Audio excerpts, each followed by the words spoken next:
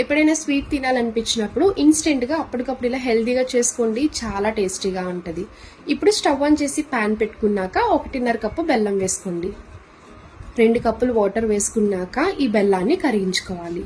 ఇంకో పక్క stove on చేసి ప్యాన్ పెట్టుకొని 1 స్పూన్ నెయ్యి వేసుకున్నాక డ్రై ఫ్రూట్స్ ఫ్రై చేసుకోండి. ఇలా ఫ్రై చేసుకున్న డ్రై ఫ్రూట్స్ తీసుకొని ఒక ప్లేట్లోకి ట్రాన్స్ఫర్ చేసుకోవాలి. అదే కడాయిలో ఇంకొక స్పూన్ నెయ్యి వేసుకున్నాక 2 కప్పులు అటుకులు వేసుకోండి. ఇలా అటుకులు వేసుకొని ఒక 1 మినిట్ వరకు ఫ్రై చేసుకోవాలి, క్రిస్పీగా అయ్యే వరకు. ఇలా ఫ్రై చేస్తున్నప్పుడే 1/2 కప్పు ఎండు కొబ్బరి వేసుకోండి. ఇప్పుడు ముందుగా కరిగించుకున్న బెల్లం పాకం వేసుకోవాలి. 1/2 టీ స్పూన్ ఇలాచీ వేసుకొని ఒక 2 మినిట్స్ కుక్ చేసుకోండి.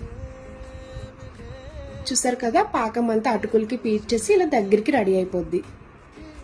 లాస్ట్లో ఫ్రై చేసుకున్న డ్రై ఫ్రూట్స్ వేసుకొని సర్వ్ చేసుకోవడమే. చూసారు కదా, చాలా టేస్టీగా ఉంటుంది. డెఫినెట్లీ ట్రై చేయండి.